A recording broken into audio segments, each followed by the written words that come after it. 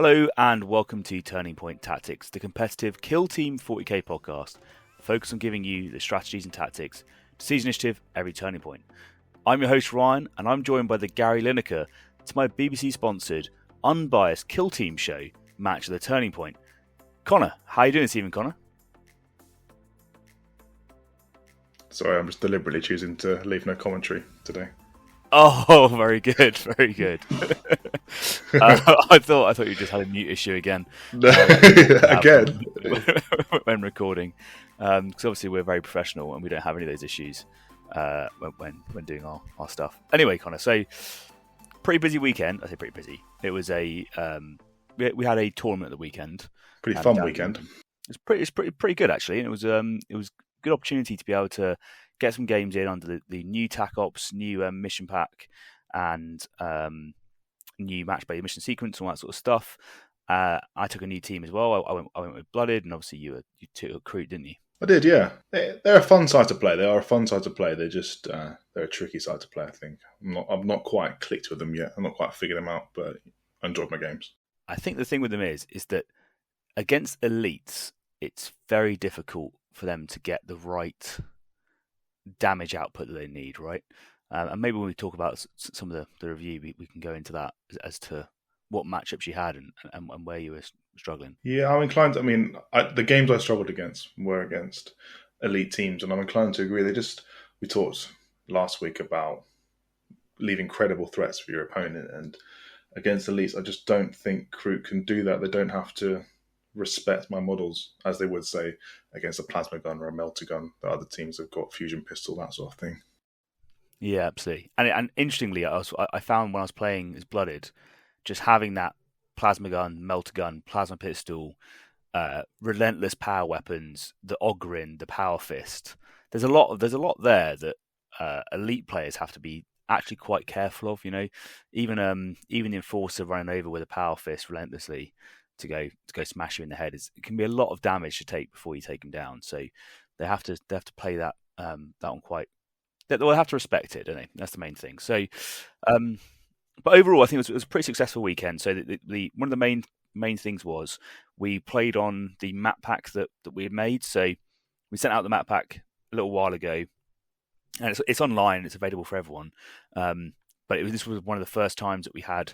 I guess it was 36 players going for 4 rounds, getting the reps in on that map pack and testing it out. So we got some quite good feedback on the maps themselves and how we can change it. So we'll be releasing a version 2. Hopefully I'll get started on that this week. But the main things that I'm looking at is the Octarius maps. I think what I've done is I was trying my hardest to make it so that you couldn't get hit too hard in the deployment zone, and I've in doing so, inadvertently made the mid-board a bit too weak on some of the maps. So what I need to try and do is reprioritize some of that heavy cover into the mid-board and then use a lot more visibility blocking. I think I have a way to do that on some of the maps. So we had a bit of a play around with that, and that's one of the things I'm going to do. And on Nakmund, I was trying to simplify the maps by not having too many of the exhaust vent, the smokestacks, and Mikkel's going to tell you horror stories about the difference between me saying smokestack and exhaust vent. But yeah, so I think on those maps, there needs to be a bit more of that as well. So I try to take them out of it to keep it simple, but actually I think the sparsity of terrain that exists on those maps, it probably needs it. And the other thing I'm debating at the moment is tweaking potentially some of the keywords on some of the terrain. So I'm thinking maybe on Nakmund we make one of the bits of pipe as it's quite a heavy little power core thing. Make that into a heavy rather than light. And additionally on Chownath, I'm also debating whether or not we make some of the lower rubble walls into a traversable, so that teams aren't slowed down quite so much getting around the board on them. And that's kind of where I'm at the moment. But there's definitely some tweaks. So look out for version 2 of the map pack when it comes out. I'm just interested now, just thinking about it then when you mentioned tweaks, because we had an interesting discussion last week about tweaking gameplay slightly because we think it's unfavourable and whatnot. So now we're talking about possibly tweaking terrain. Is there the same problem when it comes to tweaking terrain, that Games Workshop have designed the games you played in a certain way and now we're saying, no, I think it works better to use the map in this way, or because it's terrain, does it just not matter? Yeah, it's a really good point, isn't it? And it's I think you're right. We need to try as much as possible keep true to GW stuff, because if someone goes to Warhammer World, ultimately those are going to be the rules that we're playing it on, um, and they're unlikely to change that, right? But I think the difficulty is that when you go to a lot of tournaments, that they don't have the official GW terrain, that like the volume of it that's required, and where you get it, it's just not available, right? So people are already using proxies and they're already using their own keywords. And I think if we stick to the keywords and we stick to the way in which that works, hopefully it shouldn't make too much of a difference. Like the majority of it should still be the same. It's just saying actually for this particular game, it's going to have this keyword vice this keyword, and that might help out. I'm not too sure. I do agree with you. I don't want to go too far from what GW is already doing. So I think what we'll do, it'll be iterative. So we'll release version 2. I'll try and make the minimum amount of changes possible and see if that works. Then we'll try a few more changes, and then if we decide that actually it's not possible with the constraints of the terrain that we have, maybe we release a map pack that has some additional terrain in it so that people can add a few extra bits to maybe balance it out a little bit. So, I don't know, on Nachman, say adding in like a crate or something from the Minotaurian box. So you could have that in your deployment zone. That's going to give you us a bit more heavy terrain and visibility blocking to keep your model safe at the start and an extra vantage potentially. So something to think about, something for us to play with. I'm going to have to try and figure that one out as time goes on, because I'm aware that we're struggling for vantage points on maps such as Nachmund, with this way the heavy terrain is handed out. I think it's probably worth kind of just us going through a quick overview of the event itself and some of our games. So obviously it was a London event, hosted by London Wargaming Guild, 36 players. I thought it was pretty awesome, to be fair. Really good bunch and quite high competitive standards throughout.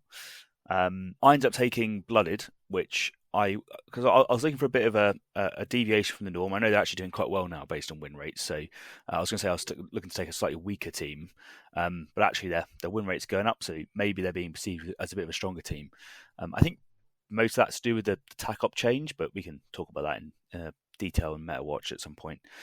But yeah, so I want to say Blooded. I thought it'd be really fun. I thought it'd be something slightly different to what I'm used to playing. So I'd just come off playing Breaches. I got a few practice games in down at the local club, but I hadn't played a lot of them, to be honest. And there were still a few rules that I was getting my head around and trying to understand how best to use it and team comp, that sort of stuff. So I think I hadn't played against a practice match against any of the teams that I actually ended up playing on the day, which is always a good thing. So, but it's good from a point of view of, okay, well, I'm going to try and learn new things and learn a bit more about the game. What was your thoughts on your team selection, Connor? Well, my recruit, I thought they were okay. I mean, there's certain games. I think typically into Horde, I think you can play very nicely, but against elites, I just haven't figured out a way to play into them that works. So I had an interesting discussion with Bar actually over at Warhammer World tournament, and he describes them as a control team where you're just trying to get a high point advantage and stop your opponent scoring points. And I think that does work quite nicely for Kroot. I just don't know how you can stop elites doing it, because they don't have to respect you and they've got more APL than you. So outside of loot, I think you're going to struggle to win the mission objectives on primaries. So interestingly, there's a guy that just finished up in Spain, and he came top 8 with Kroot. So Nice. that was, I think, a 7-round tournament with 60-something players, maybe more. So he obviously has figured out that matchup, and one of the things Ace was sort of saying in You the would think Discord, so. yeah, is that effectively he's always looking to max his own VP, and then the entire game is just how do you deny one from your opponent. So I think that's probably where Kroot needs to play into, but that can be a real hard game to play, particularly when you have a team that's killing you so efficiently. So I think you have to play around that. But I think because we might slip into it a little bit, but he not stole. He probably came up with it first, but he had a similar idea as what you had with tac-op selection, with balance of books, implant, and that sort of stuff as well. So some interesting stuff to come out of it. Was his recover item a bucket of KFC though? I don't think it was. Well, I'm assuming it's not. And we should probably get a little picture of that up in the video of your recover item, because it is rather fantastic. So hopefully we get to see a bit more of it. All right, I think what I'll do is we'll just go through like a run by run, run by run, round by round, maybe review of my tournament because there's some good stuff to come out of it, and a little bit of discussion that might be useful. So round one, I was up against Mikel with his Star Striders, and that was on Nachman. So the one downside of this game was I talked at the start about smokestacks versus exhaust vents, and um, unfortunately, Mikel thought that the smog stack that was on my side of the board was actually an exhaust vent, and therefore had positioned some models where he thought they were going to be safe, and then subsequently found out when I was like, okay, I'll take the shot at this guy with my sniper. I made sure it wasn't obscured from the heavy cover because the smokestack's heavy. And I was like, right, I think I've got a shot just about there.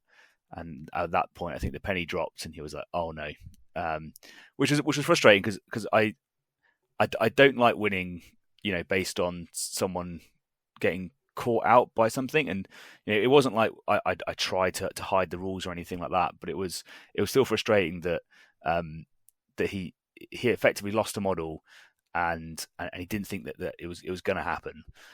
So yeah, it was a frustrating start. But then interestingly, and we'll come into this in a little bit because it's going to come into one of our Patreon questions. We talked about the table as well. Is I think that then tilted him quite a lot.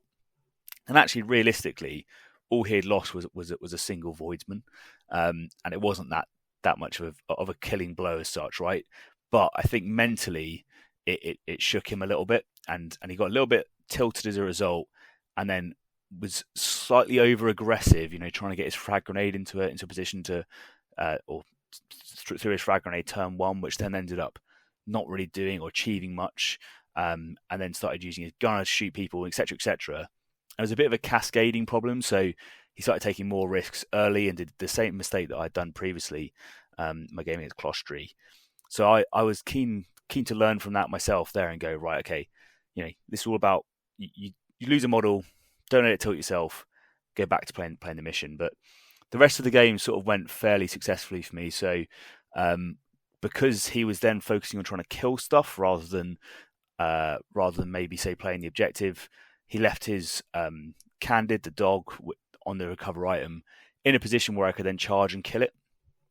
And that then meant that he was denying VP or denied VP from my tac op, from his tac op, sorry. So, and I was able to get a quite early lead on VP. And Seek and Destroy is really good for being able to pick up those additional points quite quickly as well. So I ended up rounding off that game at 18-8 in my favour. But to be honest, going into it, I was pretty nervous about playing against Star Striders because it was Nachman, which is, as I've already said, probably slightly too open, and I need to try and change that. So too open of a board. So I thought he would have a really effective shooting, but I was able to get that early lead and then go from there. So that was quite an interesting one. Round two, I had a fantastic game with a guy called Derek with his intercession. And that was on Octarius. So again, we sort of, and this is where I've sort of learned from it, is the middle board was there's just slightly too far between the two, and both of us were playing really cagey. No one wanted to overcommit because it was going to end up in potentially losing some models. I think he was surprised at how cagey I was playing with Blooded, which is usually a really aggressive team, and vice versa. I was surprised at how cagey he was playing because he was playing Intercession like how I like to play Intercession, which was really interesting to see. So I think it was the key point where it sort of swung for him was I was able to get some damage with my thug onto his my eliminate guard target. I was able to get some damage onto his thug with my eliminate guard target, and that then put him within a potential one hit range for my relentless power weapons. So then he was sort of in that mindset of, well, what do I do? Do I go forwards and try and kill this other guy, my butcher, or do I pull him back? And he went for let's try and get some damage out, go charge this person. But ultimately what happened was my butcher was then able to kill him. I then scored for eliminate guards. I then scored for rob and ransack at the same time. And then I looted the point and ran away. So that single activation effectively cost him multiple uh, like VP really quickly, and it hurt. And then for the rest of the game, he was, I think, trying to catch up from that initial loss, and had that extra intercessor been around, just hiding in the background, even with just however many wounds it was left, I think it was 6 wounds, it still would have been a problem for me to have to try and deal with. So something really interesting to think about with how we use our models and that kind of thing as well. So that game ended up being 17-15, but we were talking at the end, and this is going to come into like an etiquette question, about we finished the game, and I sort of said, don't you have a ploy at the end that lets you fight on death? And he's like, oh yeah, I do. And I'm like, well, if you fight on death here, couldn't you score a point or deny me a point for my Robin Ransack guy? And he was like, oh yeah, I could do that. And actually that would then score me my own route point. And that would then mean that we would be 16 all, and it'd be a draw. And it's one of those things where like we'd gone through the game, and I sort of said to him, look, well, we can play it out, and we'll see what would happen, sort of thing. And what he needed to do to be able to do that was get 3 hits on his intercessor with only 3 attacks, because he was in engagement range with the trophy, and he got it. So he would have been able to kill that guy, or did kill that guy, whatever, and that would have then picked him up that VP and denied me VP, and suddenly it would have been a draw. But he did sort of say, like, I was never gonna think of that myself, and that kind of leads into an interesting point of like, at what point do you how much do you help your opponent during a game, and how much do you try to make sure that they take something away from it at the same time? Because I'm a massive believer in making sure that everyone takes something away from every game that we play. So it was very, very sportsmanship like about it. It was just like, look, I was never going to think of that.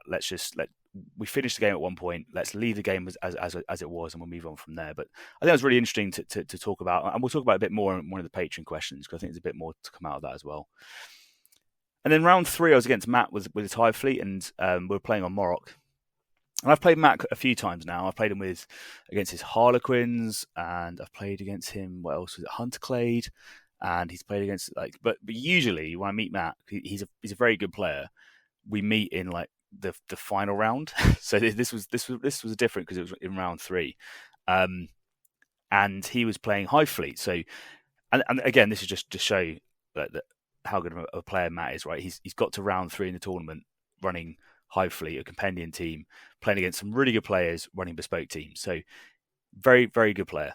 And he elected for 2 fire teams of Gene Stealers to 10 Gene Stealers in the end. And they're converted models, by the way. And they're effectively like grots on squigs, like they're like grot stealers, and they look incredible. And I'll have to get some pictures up in the video just to show you guys just how good they look. But yeah, so anyway, he went with that. And one of the things is that the only range shooting that they can get is they're sort of like their flamers, which is like quite short range and splash base, and that really the only good equipment that Blooded have is the ability to ignore splash. So I let in quite hard to that and was like, let's give it a go. Might be able to get some rerolls on my armor saves, or at least ignore some damage. But the other strategy that I played on this one, and this is because, again, knowing that your opponent is mainly focused on melee, allows you to position your barricades in such a way that it's like I know now that I'm always going to be trying to do counter melee positioning. So, and I talked about this on the Patreon about where you position a model and where you position a barricade so that you can't get an enemy model in the gap between the two, and then they're going to struggle to get there. And then the next thing is, if you use a fortify step, rather than anything else, you can then put a barricade on the edge of the objective. So now they can't sit on the objective, they can't run up to you too easily. Even with the move and a dash, they probably don't have the movement to be able to get within 2 of you, and then they can't charge you, they can't shoot you, so they have to then just sit on a barricade in the open, not on an objective, and then you can pick up a kill potentially and punish them for that. So that kind of helped force them to stay back, and that then let me be able to pick them off with gunners or pick them off on charges on my terms.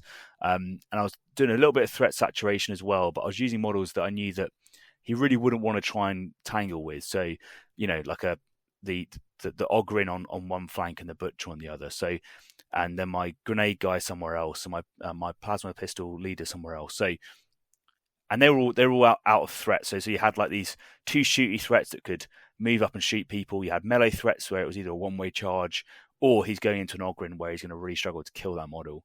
I think that worked quite well, being able to pin him down and make him really have to make some hard choices. So in the end, that one came to 1711, which was pretty good. So dropping a point on primaries, but maxing out my attack ups again, which is useful.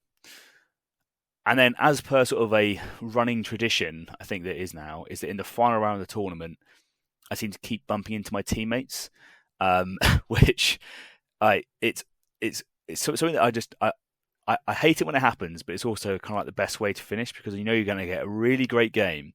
But the worst thing is that it's like, well, potentially, well, because we've matched now, someone's going to miss out on a podium, right? So like, if someone wins, then the other person's going to potentially drop 2 or 3 places, and they might be out of the running, or vice versa, and that sort of thing. So you sort of you want to win, but you don't want to win, and you definitely don't want to draw, because if you draw, then you're neither of you are going to win the tournament, because you've now got to draw and that sort of thing. So I've matched up with Mark, who I've had on the podcast previously, so you guys have all heard of Mark before, and he was running Vet Guard, which is kind of like, at the moment, I think they're one of the stronger teams. But there's some interesting chat about that as well, as we talk about security. And it was on Nachman. So again, back to that sort of map where I thought this is going to favour a shooting team. I've not put the smoke in the right places, or there isn't smoke on the map. So I think this is going to be a tough one for me. And the game went kind of as predicted for the first turning point. We're both very cagey. We're both being quite slow, not trying to overcommit or anything like that. And Mark managed to get off an early door turn 1 grenade launcher shot onto 2 of my models, which did some quite significant damage. He managed to get a crit. Well, he managed to get, I think, 2 hits, 2 misses, but re-roll the 1 both times into a crit, which was always good to see. So to force through quite a bit of damage against me on both my Thug and my Flenser. So those models were effectively taken out of the game in the sense that they were not able to kill much beyond that point. And then I tried to return fire with my grenade launcher to kill his grenade launcher, and unfortunately, only 1 hit got through, so he managed to survive and that sort of thing. So at the start of turn 2, and as turn 2 went on, I felt very much behind, and then it kind of got progressively worse. So I saw an opportunity for me to even the activation advantage and use my grenadier to potentially kill both the guardsman and his confidant. And that was going to then mean, suddenly, boom, I would be able to have activation advantage, and I'd be able to throw someone onto one of his objectives at the end of the turn, because it was capture, and I'd be able to maybe get a points lead on primary or something like that. But I was basically fishing for a 6 on 8 dice. If I got a 6, I probably would have killed both of those models. But unfortunately, didn't get a 6. Tried the CP rerolls as well. Didn't happen for me on both of the attacks. And so I invested a lot to try and kill those 2 models, and it just didn't work out. And in hindsight, maybe it was a bit too risky, and I actually could have just played a little bit more defensively and just narrowed that primary VP a little bit more in my favour. But the penalty for that was, as a result, he ended up being able to move on to 2 of my objectives on my side of the board and then deny me 2 VP. So I only scored 1 point on primaries at the end of turning point 2.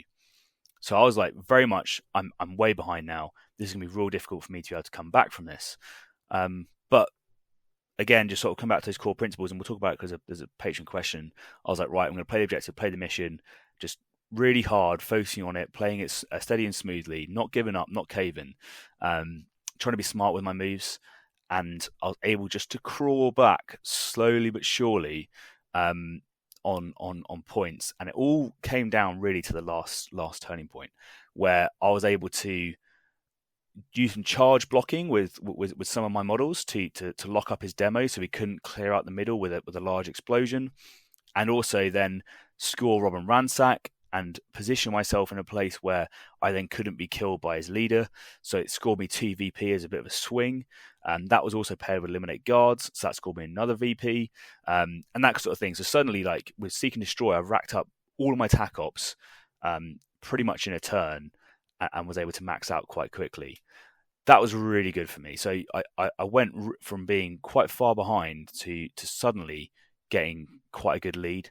Um, and it all came down to what Tackle's Mark had really, because he had maxed on primaries, but only was able to score 4 points on secondaries. And when it came down to it, I think the game was determined basically on tack ops. And had Mark selected C's ground at the start, then he would have scored. He would have maxed points, and there would have been no way for me to deny it. But what we found with security is there's quite a lot of parts to the game where against a competent opponent, it's quite easy for them to try and deny you. Like I know that if I throw someone into the mid board, he has to then kill them, but then maybe doesn't have the activation or the APL to then get the model that he needs to the mid board because he's used them to shoot the guy that's already there and that kind of thing.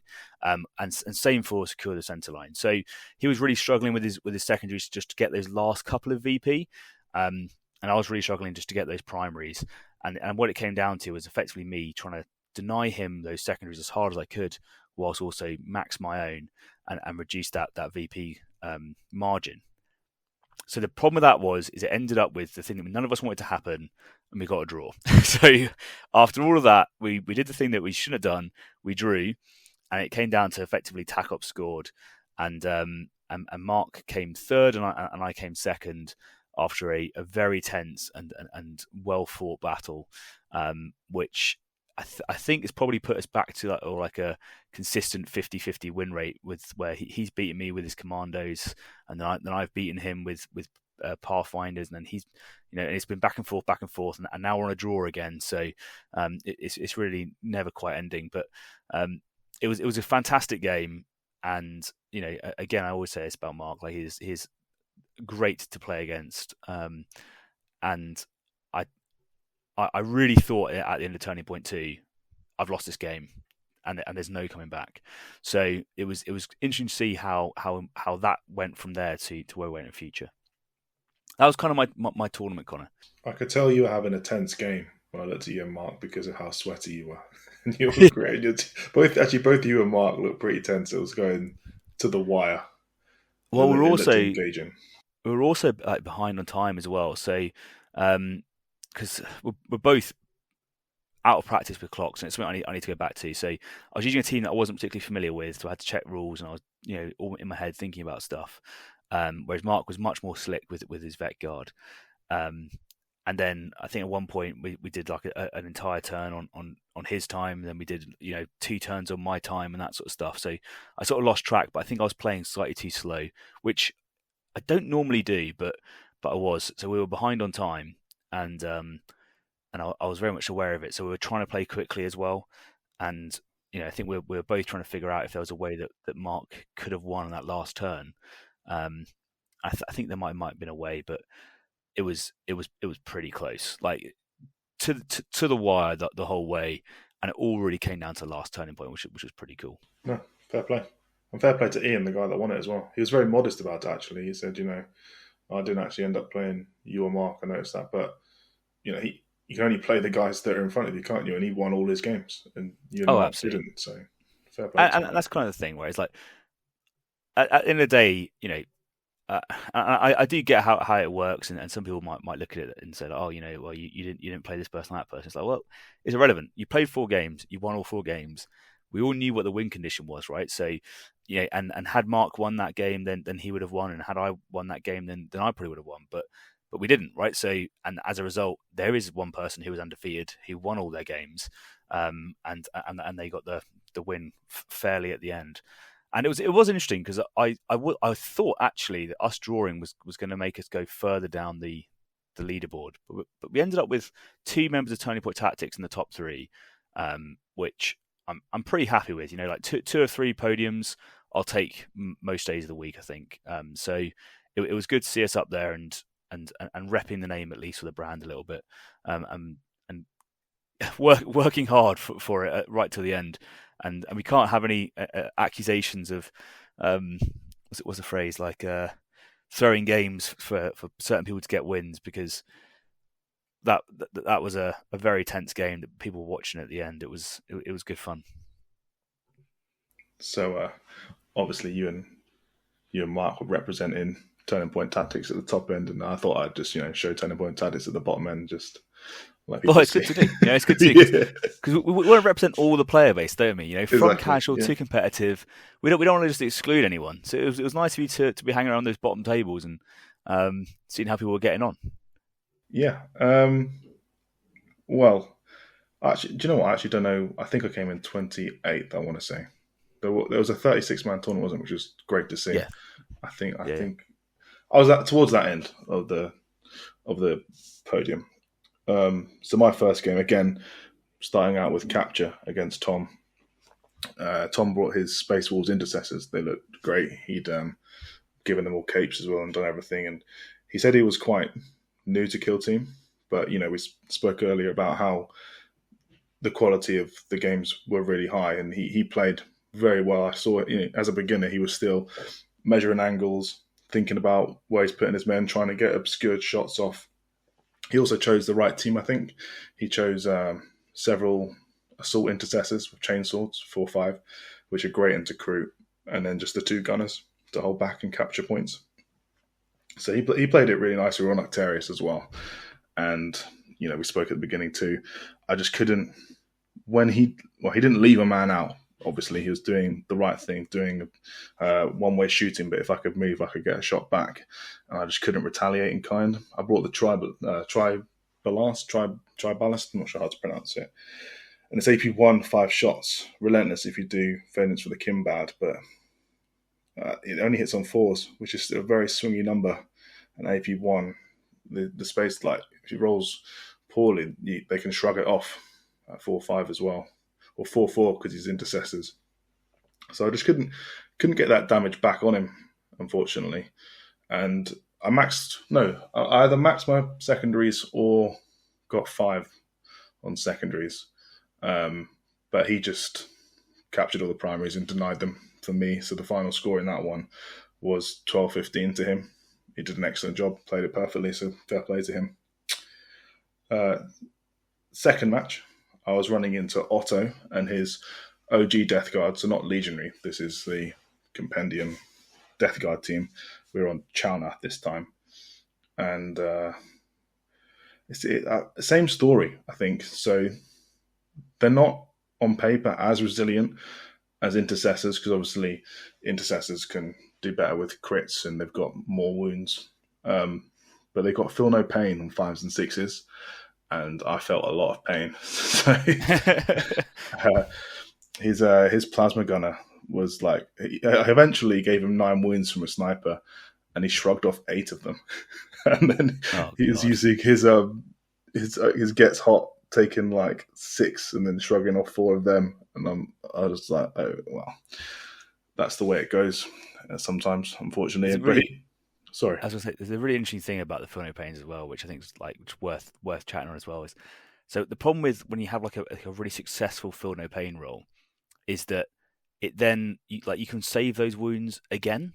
So like if you roll hot once, you're more likely to become more survivable, which like it's this like it's like a spiral problem. So if you're really unlucky with your Feel No Pain rolls, then you spiral down and you're far less survivable. But if, as you said there, you save 8 out of 9, then you're going to be just so hard to take off the table, which is real difficult. And at 3 APL, I need 2 models to move and capture an objective, or I'm shooting him, and it wasn't working out. And he was doing a very good job as well of getting within 2, so he'd use like the bell and whatnot to make sure he's within 2. And then obviously the Recruit Rogue ability means nothing at that range, and you just cut straight through me. So that did not go well that game. That was another loss, 10-16 to Otto. Game 3, I was playing against Nick and his Warp Coven. He went for a bold choice at the start, and he chose 6 Zangors, which he by his own admission, said, I've never done this before, but I think I'm going to give it a go. I don't know. I don't think it was necessarily the wrong decision. I just think he wasn't used to playing with them, because it gave him more models, because crew have a high activation advantage, and they're 4-5 in combat. The 4-5 is very nice. Obviously, it kills crew in 2, and but it did play quite nicely into my implant, because so the tactic, as we discussed, I'm going to have recover chicken, balance the books, and implant. So when I plot the implant, obviously he's charged me, and then I can counter charge with 2 models. And I probably got implant by turn 2. So it played quite nicely, and I think what won it for me. So he even spotted it immediately when he did it. He won initiative. I think it was turn 2 or turn 3, and he didn't kill my the Skinner, the Vorgite Skinner, which then because he was currently in combat, but he was in combat with a Zangor on a very small amount of wounds, and I managed to kill him in the melee phase with the Skinner, and then flame the sorcerer that was nearby that he could see. So he took out a sorcerer and a Zangor, and then I think it was over by then because there wasn't much he could do to catch up from there. So I won that one, 16-10. I think Loot as well, that was the map we're playing. That is a very favourable map for Kroot. I think they can do a good job there, pushing forward with the GA2, because there's only 18 primaries available for both sides. So actually, I only need to get 10. And if I can get 4 turn 1, 4 turn 2, and then 2 turn 3, I've got my 10 points. I've maxed the plan is to max my secondaries, and you can't catch me. So I think Loot is the best bet for Kroot. And to be fair, like on Loot, I can see why he's thinking about taking Zangors. Like you need the bodies, and Rubrics. I think Rubrics struggle because they can't. Like Rubrics, because they don't have 2 APL. Sorry, they don't have 3 APL. It's not.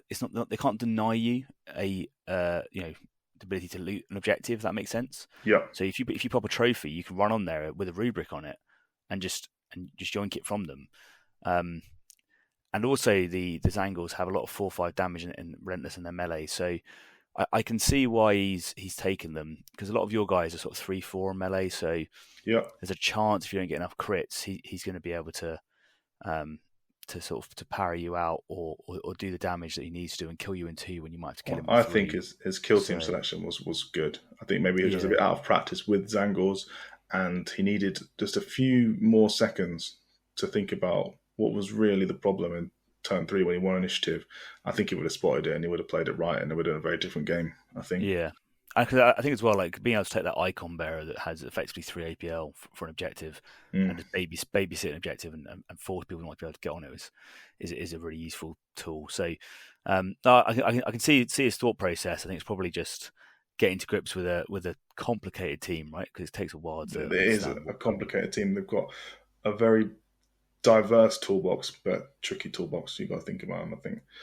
And then my final game was our capture against Alex and his Hyrotech Circle. They were really nicely painted. I think they looked like a kit bash between Immortals and Flayed Ones. So they looked really cool, and he actually ended up winning Best Painted with them. So they look great. That was an interesting game. Very high scoring game. But again, I just couldn't put the damage down, which then meant I couldn't deny him. Like, when I say I couldn't put the damage down, there was one point where I charged one of his plasma sites and I didn't kill it. It's just so embarrassing, which then later meant that he could then fly away and still be alive to capture objectives at the end of the game. They can fall back for 1, can't they? Those plasma sites, they just get out of there. And so the final score in that one was 17-all, which is a very high scoring draw. And he had a nice tactic with him. It was a very bold tactic. He just flew his Technomancer straight up, said, I'm the courier. I'm going to recover my item up here at the top. I think there's nothing you can do about it. And he was right. So fair enough. That was it. Played out for him. Sorry, just to confirm, I'm just want to make sure we're running a competitive kill team podcast here, Connor. But it sounded like you said to me that you might have drawn against Hyrotech. Is that what you? I don't know. I don't want to rub it in, but it just it did. And if ever there is a sign, put the Kroot down. Perhaps this is the sign. But Connor has been removed from the chat. I don't want to put the Kroot down, but we talk a lot about play styles. Perhaps it's just that's part of it. I haven't figured out the play style to get the most out of the team, and it's because I'm quite an aggressive player, and this is a team designed for very tactical, precise, Yeah. controlling play. So maybe And I need I to don't reflect on think that a you bit. can. Yeah, I don't think you can play aggressive recruit. They are not as durable as people make them out to be. From because it depends where you're on the board, right? So if you're being shot at in cover from range, yeah, like they can eat that all day, and with some meat, they'll hang around. But if you get up close and personal, they're still going to die quite quickly. They're not that effective in melee, and yeah, particularly against 4 or 5 damage weapons, even Necrons can seriously give you some hurt, which it sounds like they did. So Yeah, he took that like better combat as well. I can't remember what the kit is from Necrons, but yeah, lethal he 5 on the Immortals. So yeah. I do think that's potentially one of the best ways to play Necrons. I've got a tournament coming up in April with them, and we'll see how it goes. I've played exactly one game so far, but one win as well. So we'll see. Currently rocking 100% win rate with Hyrotech. So maybe they're OP. We Alex haven't figured it out yet. Alex was also using the Technomancer to get guys back quite well, and also the Plasma Sight. So when they were coming back, they're coming back with like 4 to 6 wounds. That's quite smart, I thought. That's really Maybe interesting. maybe Because there's I would have something. thought the Chronomancer with the extra movement shenanigans would have been better, but it's interesting to see Perhaps, that he's going for that. yeah. So, but it seems like it worked out. You managed to get a draw against you, and Give him a spin, um, see what you think. But yeah, I do think Alex played quite well, and he spotted how he could. Because I was up very early on, because obviously with the crew, that was part of the pressure, is score 6 by turn 2. And then, he did a good job actually. I went to try and kill one of his guys, and he had to make 2 CP rerolls to keep him alive, which he did, which then allowed him to overwatch, which pushed me over 7. So I got my implant at that point, but I hadn't secured my final cover item, which meant I lost a point on balance the books on there, which obviously resulted in me losing. So I got my 12 on primary and only 5 on secondaries. So fair play to him for that one. I wonder. So I almost feel like it's worth in that sort of matchup because they're only 2 APL most of them, right? So and it sounds weird, but if you can rack up enough VP, you've effectively maxed on turn 2 or turn 3. And then on turn 4, you just throw people in, like you just charge guys in, Mm. but just don't fight, right? So you just because they can only fight once per activation, so they either have to fight you or they fall back. But either way, they're not looting the point and they're not doing the thing that they want to do. So if you just throw 2 guys onto someone, you just dogpile them, and they can't do anything about it. So maybe that's Or you a could way out. charge a plasma sight and not do anything there either. Yeah, I mean, you could try and fight them and just not get any hits. Yeah, yeah, it happens. Do you know what I mean? It does happen. I think they most of the melee models that Crew have think about reliability. You can get an extra attack, which is quite nice, but they don't have balanced or ceaseless or something like that. So you've only got the CP reroll. But I do find Crew, or the way I play them, to be quite CP hungry. You want to be Yeah, using a lot of CP. I don't have the CP there to be doing the rerolls. yeah, Maybe that makes that's why they're sense. struggling. I'm not sure. Yeah, if it feels that way, like it's somewhere in their offensive output, it's not quite where it needs to be. I think that's probably a safe bet. Does that round off all your sort of like tournament games? Yeah, I had a blast. It was a really good tournament. I've got to say thanks to Pete for organising that, and Babby and Cafe for squaring that away.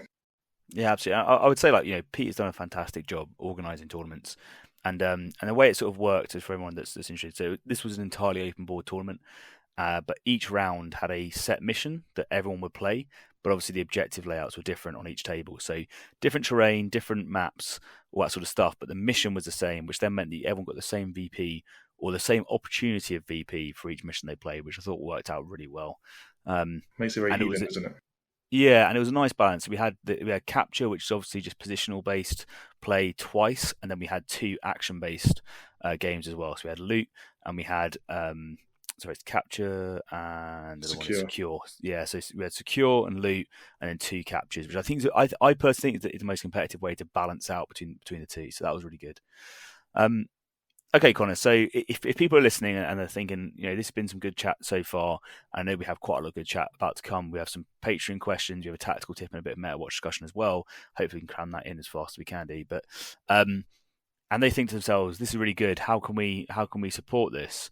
Have you got any ways that you reckon people out there listening could give us some support? Yeah, so the easiest way for people to support us is just by hitting that like and subscribe button. Because if we can get to 1,000 subscribers, then YouTube will start to provide us advertising support. So that'd be great as we get monetized. Additionally, if you want to provide some immediate support for us, then you could subscribe to our Patreon for as little as £3, which is the equivalent of a pot of paint for us. And for you, you'd get immediate access to some exclusive Patreon-only content, as well as early access to all of our videos. And finally, just drop some comments, give us some feedback, and let us know what you're thinking. It's always great to hear the thoughts and get some feedback from the community. So let us know what you like. Absolutely, and I'll just really say that once again.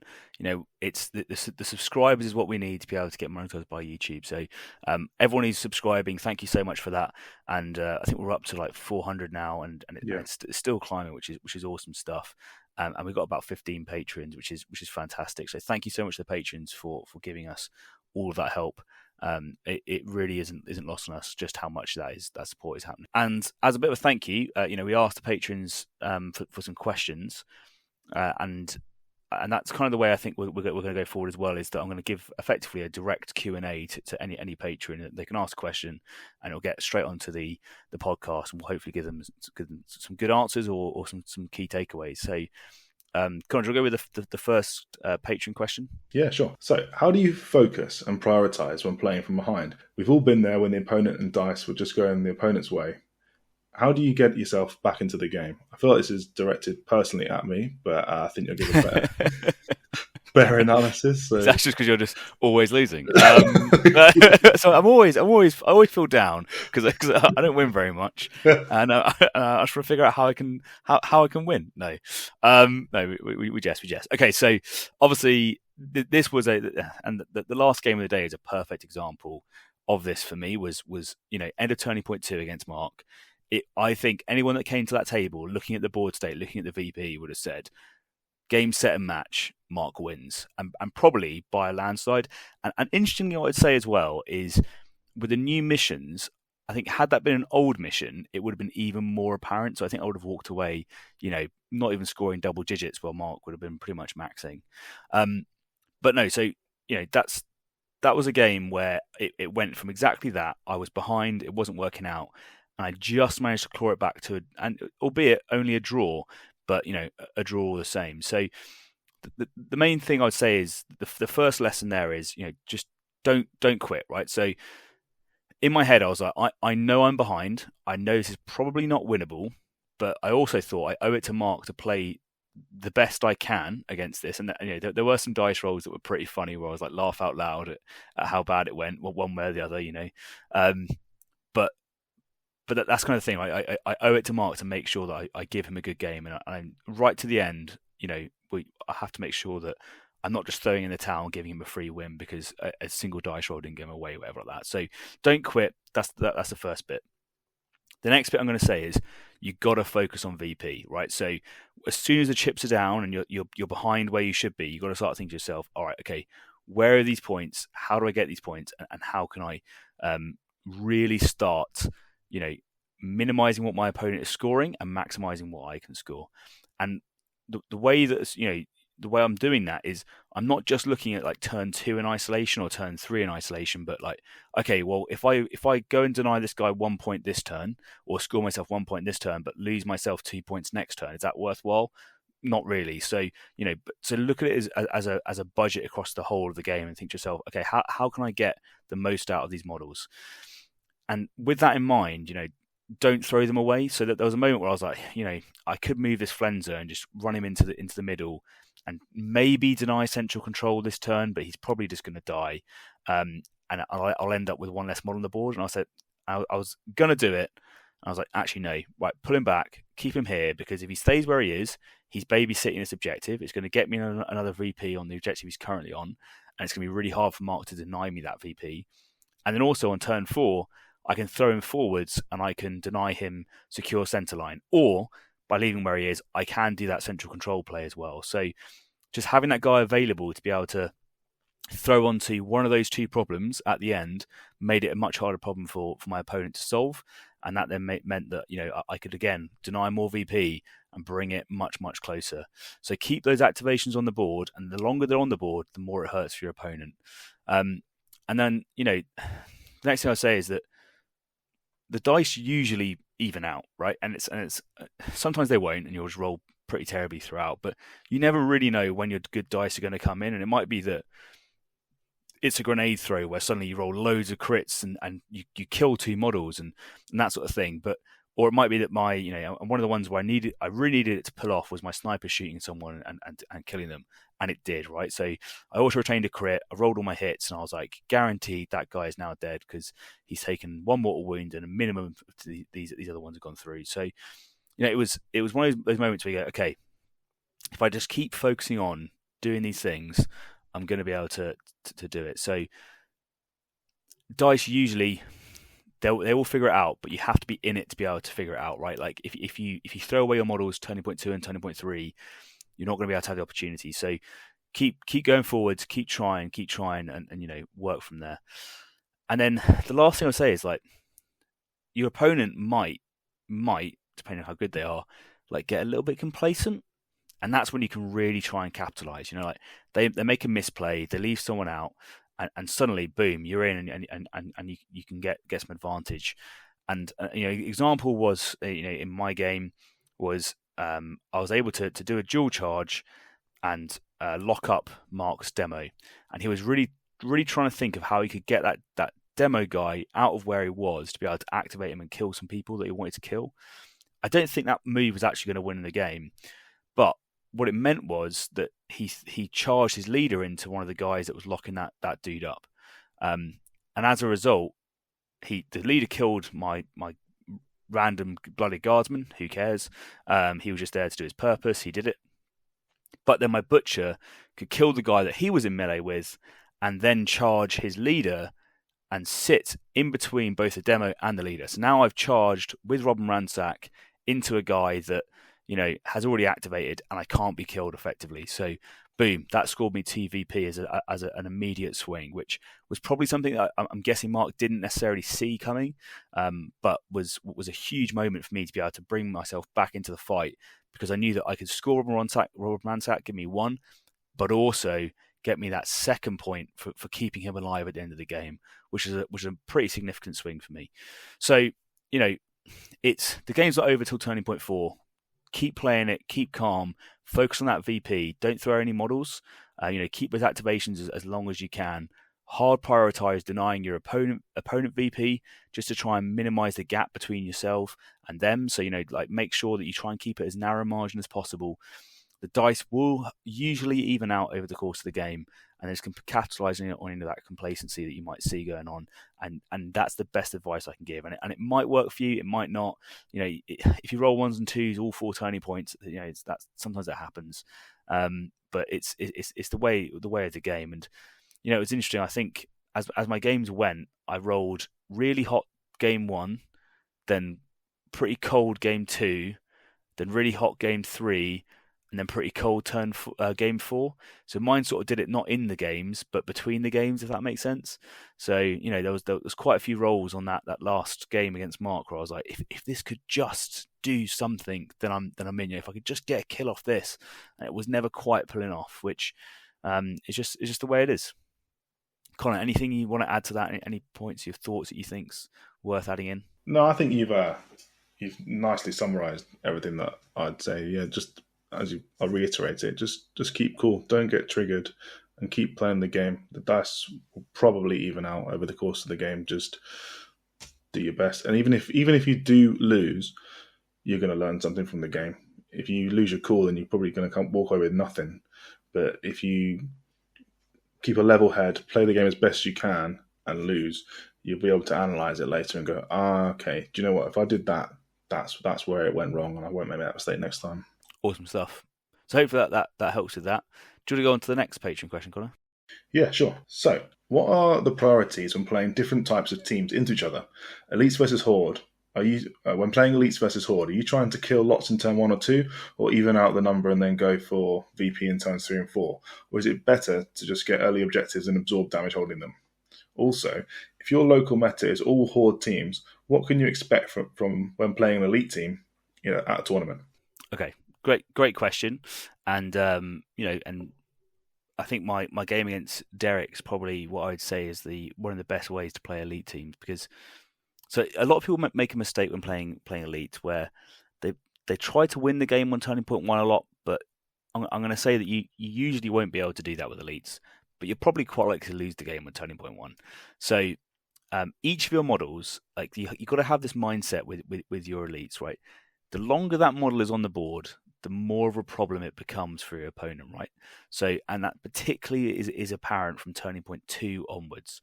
So, you can do some pretty cool things with elite. So, if you're playing like loot, say, you can use your APL advantage to loot a point, move and dash onto another point, and then your opponent can't loot that until they kill you. So if they have to charge you and fight you to kill you, or shoot you and then move on to the point, well, they haven't got the APL to be able to now loot it. So you're immediately denying them points just by being there and being alive. So you got to use that APL advantage and really try and stay on the board. And that's the one thing I'd say that came out from that game with Derek is had he held one of those sort intercessors back, it would have denied me a point on my eliminate guards, and it would have made the game so much harder and probably a lot more in his favour for the rest of it, as I had to then play more aggressively to try and get those VP. And the other thing I'd say is, like, so we played a game between Connor and myself played a game where he was playing Khorne Legionary and I was playing the new RBTs. He was trying to go for a maximum humiliation by beating me with Khorne, but again, he went in slightly too aggressive on turning point two, and it cost him quite a few models. And effectively, by the end of turning point three, I'd got him down to just one guy remaining in melee, and he had 2 wounds remaining. So he broadly, like looking over, he was tabled by then. But because he was focusing so much on trying to kill me and get aggressively in position up ahead, he hadn't built up too much of a VP lead. And I was able to just, with the remaining models I had, just grab those last few bits of loot, and that just nudged me ahead on points. So, what I'd say is that focus on your scoring as an elite team, and you can really use your guys to deny. But also you can punish really quickly if someone does overcommit. So because you can double shoot or double fight or whatever and hide in melee and charge people and that sort of stuff, or maybe you can fight at the end of the round or something like that, you can really maximize how many people you're killing quite quickly. So hold yourself back, be a little bit cagey, and then be explosive with your damage. Like if you're not getting double kills and you're just killing a single person, it's probably not worth it because you're probably going to lose that model. So think about how you can do that, or make sure you're definitely threat prioritizing and killing the right threats at the right time, i.e., the melter guns, the plasma pistols, the things that are actually going to kill you, rather than just killing random chaff models and then losing one of your really important elites to that sort of thing. On the other side, so vice versa though, if you're a horde player, and you're playing against elites, well, I think the thing you need to do is focus on whittling down that team, right? As I just said, like the counter lessons are there as well, right? So each of those elites that you can take off the table each turn is a massive weight off your mind when it comes to the rest of the game, because what you don't want is at the end of turn 2 or turn 3 is these elites sitting on multiple points, dominating it, scoring 4 points with you only scoring 2, and you being unable to come back. So focus focus on getting rid of one at a time, and go with that. And then if you can, I mean, you really should be able to do it with your activation advantage, but focus on getting an early point lead. So there's one of two things that's going to happen. Either you're going to play against an elite opponent who's going to be slightly cagey. They're going to hold back a little bit, right, to make sure that they're not overcommitting, and that should allow you to get probably max on primaries turn 1, as well as score some secondaries potentially. But if they don't and they're too aggressive, well, that's a really good opportunity to heavily punish them and start removing those models. Because if you kill like 1 or 2 elites on turn 1, that's going to really hurt them going into turn 2, 3, and 4. So that's the sort of the 2 play styles. Either get ahead on points or heavily punish them if they're denying you those points, and get rid of some of those key models going forwards. That's probably what I'd go with on that, Corey. Any fill-ins or points that you think you have? No, nothing from me. I would just like to clarify, though, in our corn game, I probably should have been thinking more about how to play the game and how to win the game. And what I was actually thinking about is how can I show you as little respect as possible. And I think in hindsight that obviously didn't work, which leads nicely actually into our next question here about tournament etiquette. So, how forthcoming are you, or do you think people should be with their opponents? A couple of examples to get you started. Before the game starts and your opponent asks for a rundown of your team, what are you telling them? Do you highlight the tips and tricks of your team, like Wormblades and Death Atonement, Wormblades intercepting charges, interceptors in Death Atonement, and what about during the game when they declare intention to make a move that will not work the way they're hoping because you've got a trick, i.e., I'm going to fight this guardsman, then shoot this guardsman. It's not going to work because I'm going to in death atone, and you're not going to do it. What about during the game? And they ask a precise question like, do you have any blast left, or do you have any ways to increase movement? And technically the answer is no. E.g., you have a mine which hits all targets in an area, or you can teleport an operative but doesn't increase the movement. How would you respond to that? Okay, so let's break it down. So, and it's a great question on tournament etiquette because I think it's worthwhile noting that this is probably a lot of people think about this going in. It's like what should I expect? What should it be like? All that sort of thing. So the first thing I'd say is like always be truthful with your answers, right? So never lie to your opponent. And if they ask you a question like, is do you have any blast left? And you say no, I don't have any models with the keyword blast remaining, but you have a mine that can blow up within 3 inches. I think that you're being slightly too, like gamey with the truth there. I would argue, and I would say that's not really the best way to play. Just be like, I have the mine that has an area of effect that can kill multiple models at the same time. I have a grenade launcher, whatever it is, right? So always give the truth. But the main point is that during the kill team selection step, and when you're explaining stuff, that is an opportunity for you and your opponent to talk and understand. You can say to your team like, have you played against Bloody before? And if they say yes, I'm aware of the tips. I'm like, cool. If you have any questions throughout, just ask as you go through. And if they say no, then I was like, well, these are the key bits you need to look for. This guy's got this weapon, this damage profile. I can do this, I can do that, that sort of thing. So you explain it during that step, right? But you're not there to teach someone every element of your team during the game, right? Like that's not how it works, and there's not enough time physically to be able to do that. To sit through and give them the codex to read through or anything like that. So you just need to give them a highlight of what your team can do. And in the examples that were given, so Vet Guard in Death Atonement, it's most people have played against it, but if someone says to you, I've never played against Vet Guard before, then it's probably worth mentioning. I have a really cool tactical ploy that means that when you kill me, I can spend a CP and I'll get to do my full activation as if I hadn't died before I then die, right? And that can be used to charge block or to shoot my plasma gun or melter gun and return fire.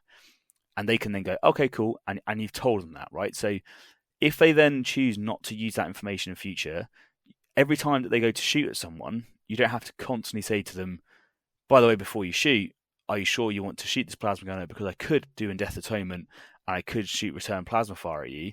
Like that becomes a little bit too like you're sort of leading the witness a little bit too much, I think, in that. And also it can then have a potentially negative side effect of like psychologically psyching them out where they go, oh well, maybe I don't want to shoot a plasma anymore because you've told me that it's a bad idea. And then they start playing off of what you've said, right? So you don't want to risk doing that. You don't want to interrupt their own thought process. And there's also a little bit of you don't necessarily know what your opponent's thinking, and maybe they have a game plan. They go, well, actually, I'm gonna shoot him, and then I'm gonna charge him as soon as you do in Death Atonement.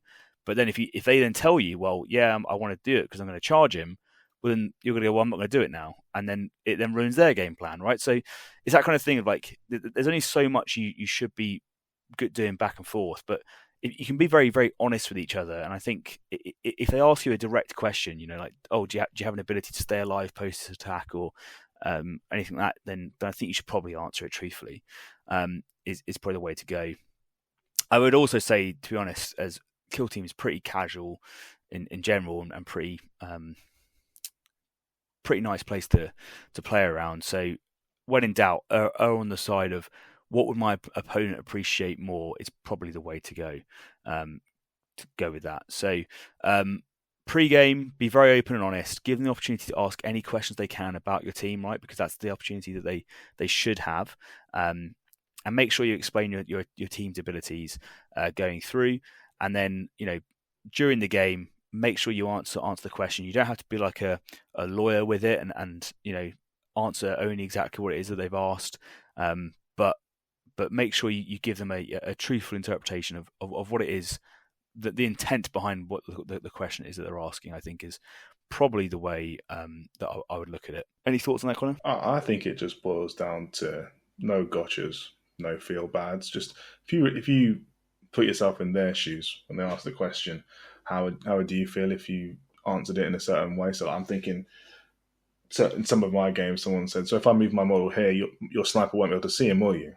And I've said, "No, he can't see him now, but you should be aware that my sniper, in his blurb, he gets to take aim and that can remove obscuring, so I would be able to see him. Do you still want to put him there?" Yeah, And they're not going to know that he can take aim. No one's going to read. Well, some people do, obviously, but most people at the tournament haven't read every single kill team and every single model on the kill team and knows what they can do and can remember that in the 90 minutes that you're playing. So it just makes it a more fun game, far more enjoyable if you just play it fairly. yeah. I think that's a really good point. So like and I think it's a perfect example of it. It's like these are the abilities that this model has, and these are the key rules that they can do, and give your opponent that information, right? And then when they ask you a direct question, you're not lying when you say no. Like currently, he can't do this because maybe it's my sniper, but I do have a 6-inch movement, and I could move to this point and then shoot you from here, or I could dash. Like don't let your opponent think that they're safe, and then get them with a, well, actually, I just told you I can't charge you, but I actually can charge you because you didn't measure it very accurately, like something like that. Like if someone places a model and says, "I've just measured this out. Do you agree that this is, we're outside of 9?" and you say yes, and then you do some fine measuring later on, like that kind of thing. Like I don't want people to feel like that they got cheated when you thought you had an agreement, all that kind of thing. So really good example. Those are the rules. Give it to your opponent. Let them work with it, and then you can go from there. And I noticed on the Patreon that they had a few extra bits on it as well, where they asked another question, which is along the lines of during the game, if someone shoots a melter gun and they take a crit and a hit or something like that, and they make one armor save, and they say, "Okay, I'll." Or they roll a crit save, and they say, "Oh, I'll save the crit and take the regular." I think it's always best in that scenario to be like, no, like in this scenario, you're better off just saving the regular, because that just comes from a familiarity with the games, right? So it's like you've taken the 4 mortal wounds anyway. This is the damage profile.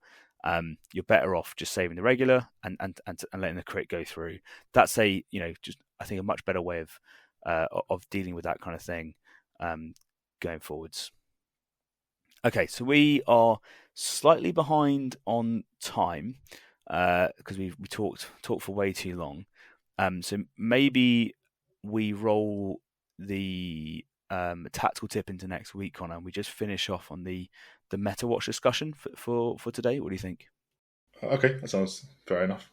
I'm happy with that. So if we look at the meta watch, well, actually, on one of the comments we had on our last week's video, this is why it's great to have comments from you guys and listen to you. Someone pointed out about percentage wins and percentage win rates. In essence, when people discuss, is a team overpowered, let's look at the win rates. For instance, I don't know, let's have a look at, say, intercessors. They're currently picking up 12.8% of podiums. Is that a flagrant example of they're taking too many podiums should they win? Well, if you actually look at the meta being their 14.6% of the game, 12.8% of podiums is probably fair. Same with Legionary, looking at 10% of the podiums and 11.5% of podiums and 10% of the meta. And then Breachers, they're 7.4% of podiums and 6% of the meta. So this sounds fair.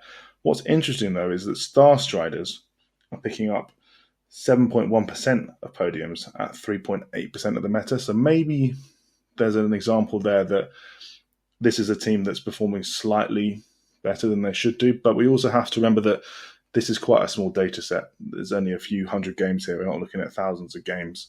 So you have to take that with a pinch of salt, but it's something to keep in the back of your mind, I think, when looking at this data.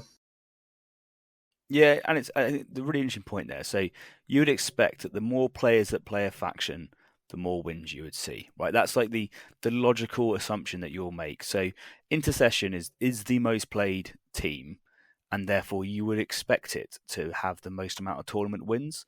That's just like the way the game works, right? So um, that's that's not uncommon to see. What is uncommon to see is a relatively small faction in population size taking a very large percentage of the um, tournament top slots. So that's kind of what we're seeing at the moment with Star Striders, and although it is quite a small meta representation, so there's a very small group of players, but they are playing them very, very well.